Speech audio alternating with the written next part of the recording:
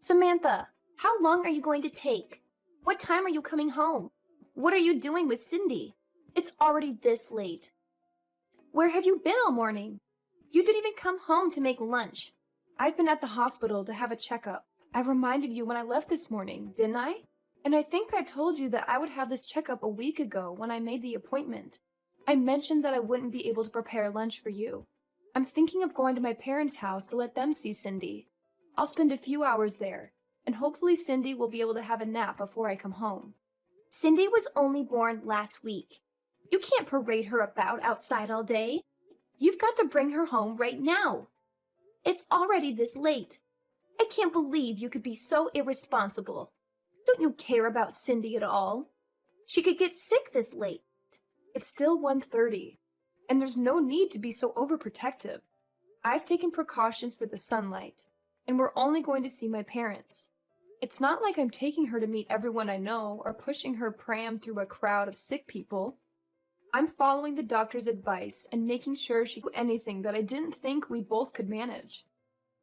But you can't keep her away from me this long. She's already been away from me for 3 hours. Cindy needs me. You can't do this to her. Give her back to me. What are you talking about? She's not a thing, and she's not yours. I've decided that I'll raise Cindy myself. I can't trust you with her. I've watched how you've been with her for the past week, and it's obvious that you're no good as a mother. You don't know how to take care of her. If you raise her, she'll end up unhappy. Or worse, she'll be unhappy and she'll be rebellious. It's people like you that end up raising criminals. I can't just stand by and watch you ruin her life. The best thing for Cindy is if you give her up. I'll raise her as my own daughter. She's mine, so give her back. Cindy is my first child, so of course I don't expect to be able to do things perfectly all by myself. That's why I've been listening to all the advice you've been giving me this week, and I'm really happy that you're helping. But no matter what I do, you keep on complaining that I'm doing things wrong of me. I'm doing my best to help you. How can you be so ungrateful? I bet you think that I'm in the way, don't you? You're the one that's living in my house. I'm letting you stay here. I'm providing the roof over your head, and I don't even ask for rent. I've done so much for you. And this is how you repay me? This is why I never approved of Alex marrying a woman like you. You're the one that asked that we moved in with you. Alex and I were living together in our own house after we got married, and we planned to stay there. But you wanted us all to live together. You were the one that said you always wanted to live with your grandchild. You pretty much forced us to move in with you once you found out that I was pregnant. And I had to go through all the trouble of moving houses when I was already really big. Why do you have to put it like that? I never forced anything. Just ask Alex. He was delighted to move back in with us. I've done so much for you. It wouldn't hurt for you to show a little more appreciation, too. Can't you at least say thank you? I think I deserve a lot more. But I shouldn't expect anything from you. Appreciation? I had a lot more of that when I first met you. But ever since I married your son, and you started to show your true colors, it's become a lot more difficult.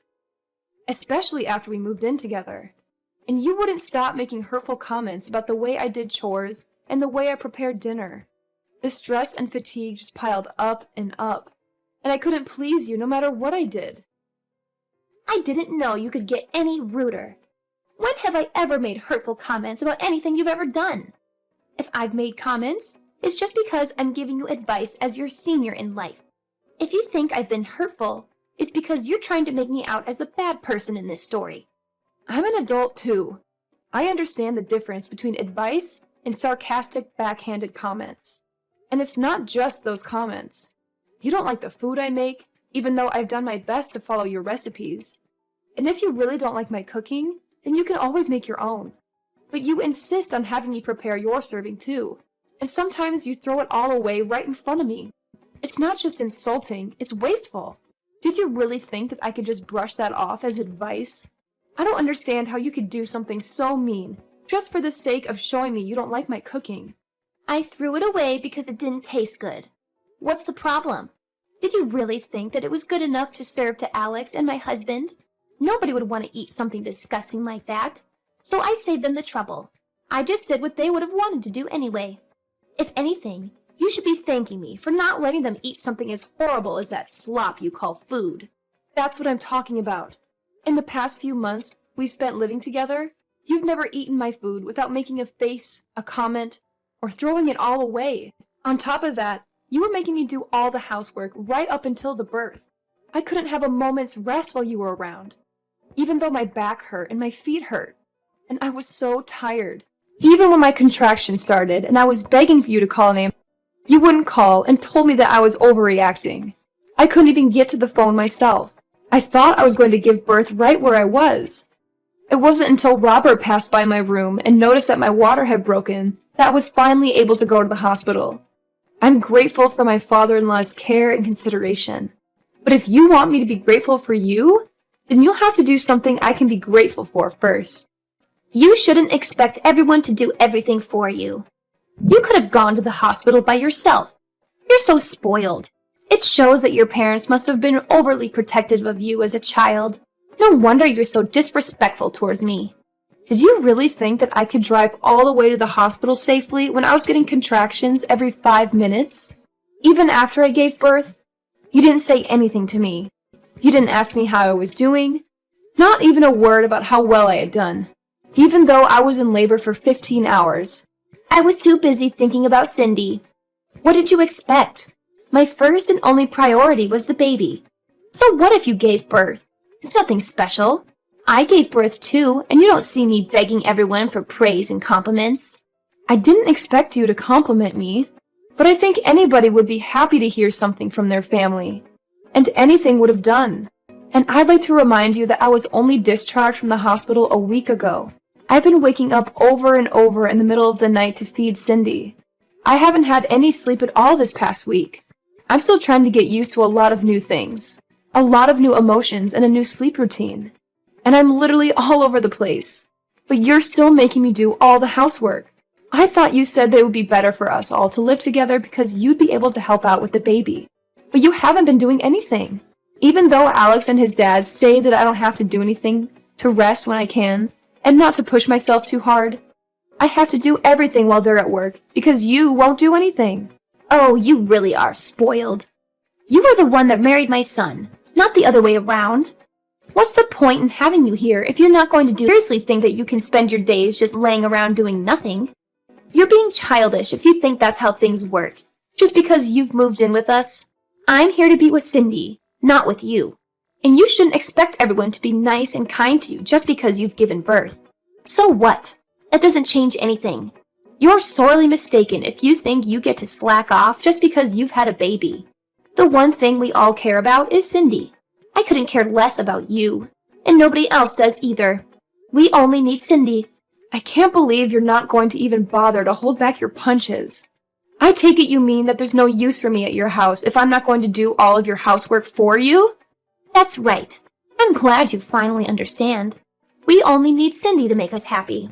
I don't need a rude, disrespectful, annoying daughter-in-law like you around the house. If you're not even going to do what you're here for. Even if you did do the chores and prepare our food, you're useless. I end up having to redo everything you do anyway. You are just wasting my time, and having you here is a waste of space, too. So we don't need you here. So you think I'm rude and useless? All right. What? Am I wrong? I don't think I said anything you couldn't understand. I made it quite clear.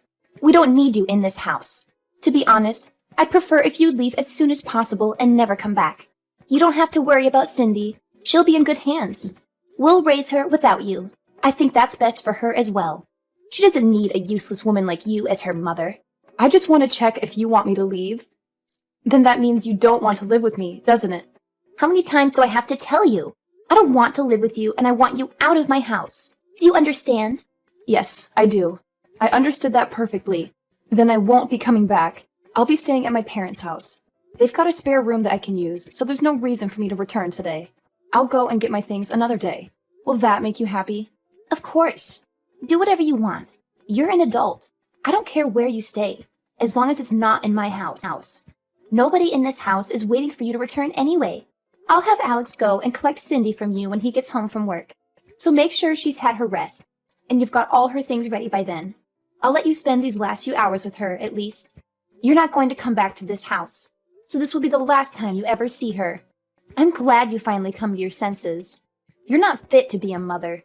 I understood the part about not coming back to stay in your house, but you're wrong about one thing. I am not handing my daughter over to you. Cindy is staying with me. I'm her mother. What are you talking about? I just told you you're not fit to be a mother.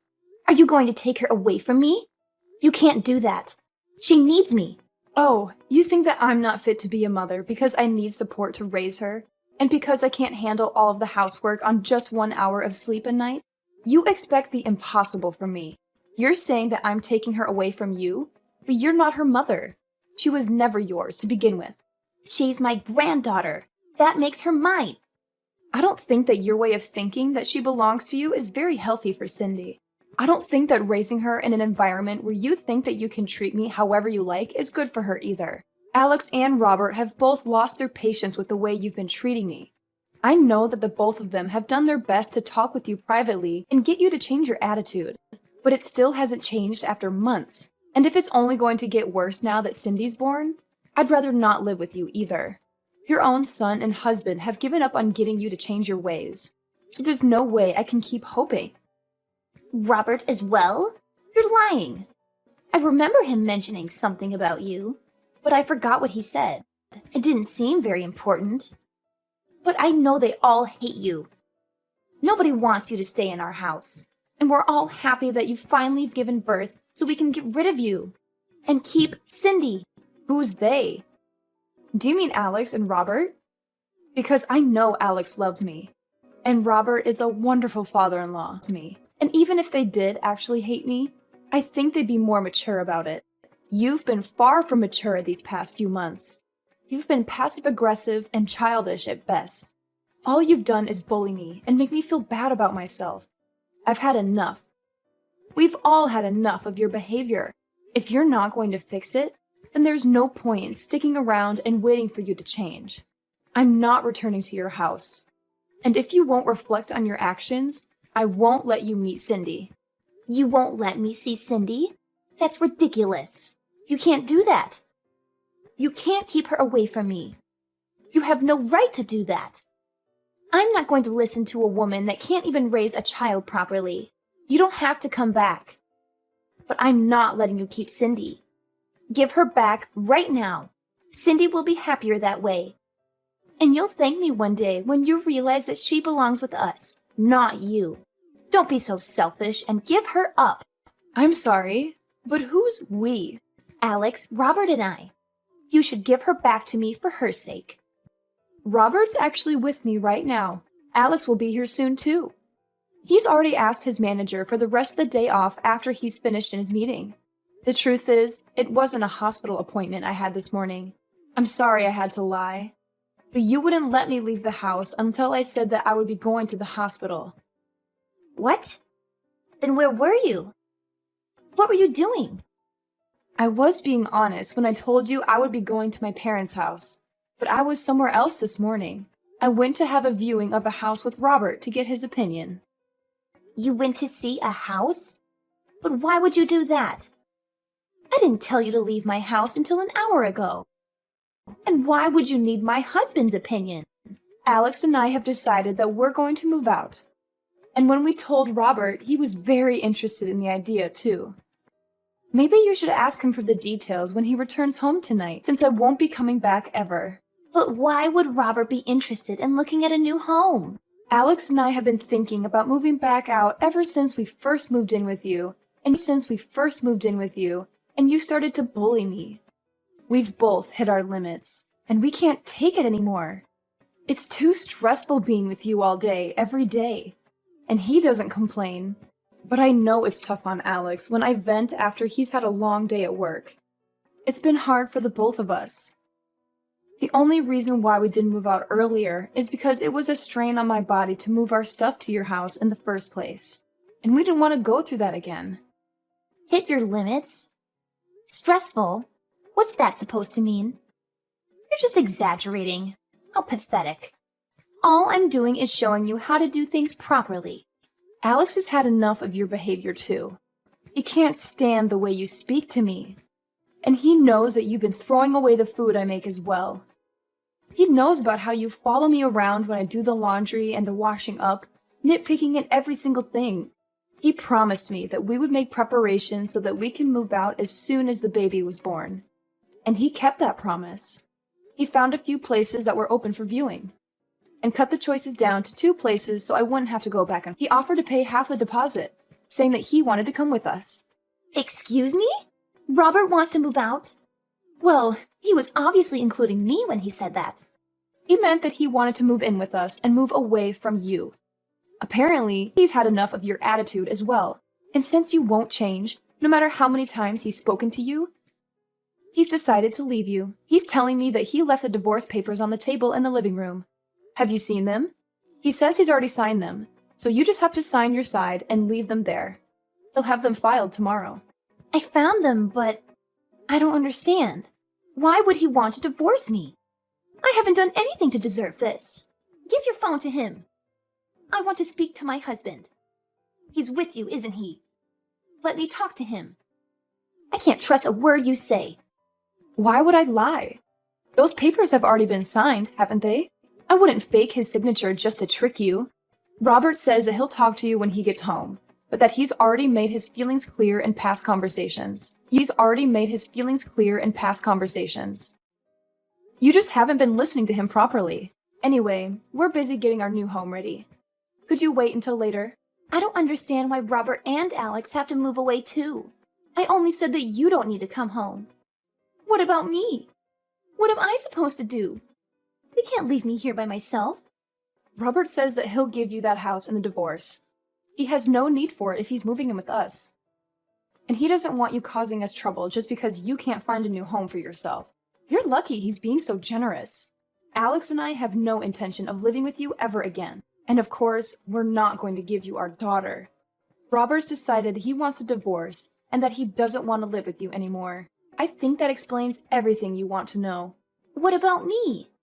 I'm going to live here all by myself? You're not making any sense.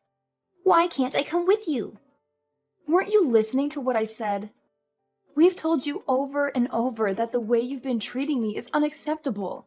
We wouldn't have had to do this if you had fixed up your attitude, if you listened to your own husband's warnings, and your son asking you to stop treating me so horribly. We would have never decided to move out. We would still be living with you, and you would still be able to spend time with your loved ones. But unfortunately, you haven't shown any signs of changing or even feeling bad about what you've done. You deny all responsibility, and we've had enough. Because of your selfishness, you'll have to spend the rest of your life all alone. What about Alex? What does he think? He can't be serious about leaving his own mother all alone. I raised him. He's better than that. He would never abandon me like this. You've tricked him into thinking that I'm the bad person, and convinced him and my husband to follow you. Have you forgotten that Alex was the one that always was intervening and defending me from you when we first moved in? He was doing his best to keep himself between you and I when he could, and making sure that I wasn't stuck with you alone when he was at home. But then he had to start a new project at work and was coming home tired more often, and didn't even have the strength to argue back to the things you were saying to me. The stress of work and your treatment of me was accumulating for him too. That's when he promised that he would find us a new place to live. We realized that the best way to deal with the situation was just put up space between us and you, for the sake of our physical and our mental health. You're lying. Alex would never want to leave me. And Robert can't be serious about getting a divorce at this age. I'll never be able to get remarried. I'll be alone. Can't he rethink the divorce? I'll do anything. He's not honestly thinking we should get divorced, is he? You'll have to talk to Robert directly about that, though he says that there's nothing more to say. And we've already chosen a new home that has enough room for the 3 of us and Cindy. Robert is welcome to live with us, but there's no room here for you. Moreover, Robert's actually put a lot of money into this house for us. He's been very considerate since Alex and I had to pay a lot for the hospital bills last week. We don't plan on telling you where our new address is either. But I'll never be able to see Cindy ever again. Are you honestly going to separate us? I'm not going to let you see her. You'll have to show that you can change first. I don't know if you can, but if you want to see her, you'll have to. I don't plan on meeting you until then either. I'm sure you don't care whether you see me again or not, but I just wanted to make it clear that this is what happens when you treat someone as though they're inferior to you.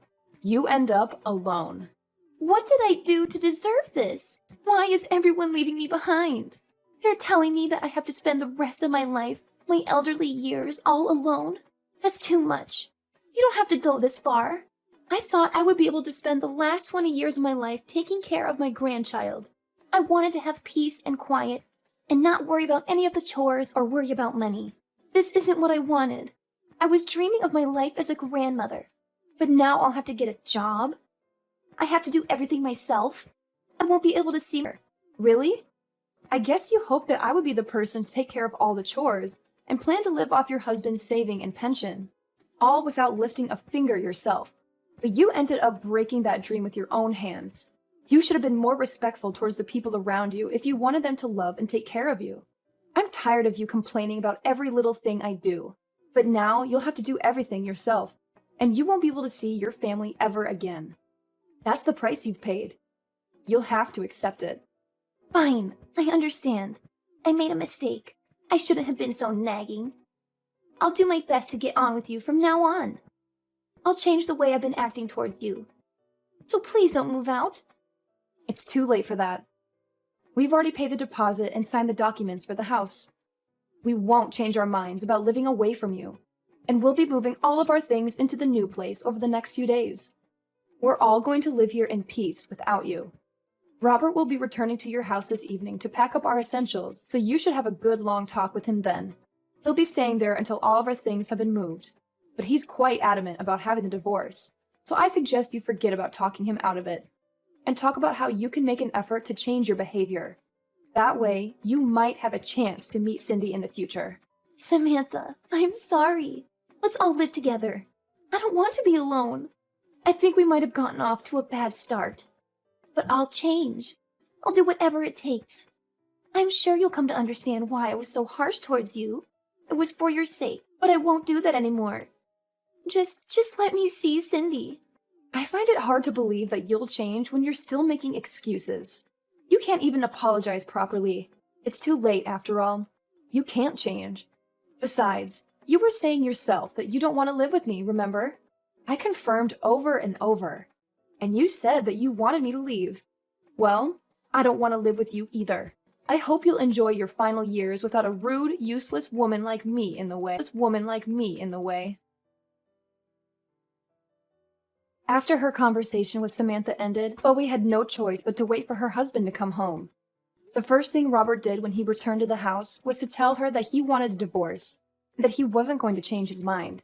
He checked that she had signed the papers and took them to his lawyer to have them filed. He didn't speak a word to Chloe after that, and spent his time packing away all of his things. Anything that had to be dealt with regarding the divorce was done through his lawyer, and he was able to move houses without much fuss. Chloe got the house in the divorce, but it was brought to her lawyer's attention that she had spent Robert's savings on several occasions without his permission, and as a result, the amount she received in alimony payments decreased significantly. It wasn't enough for her to keep up the payments for the household bills, so she had to find a job in order to earn some money to pay for other essentials. She was so desperate to meet Cindy that she went to Samantha's parents' house and demanded that they tell her Samantha's new address. It didn't occur to her that she should have just shown Samantha that she was making an effort to change.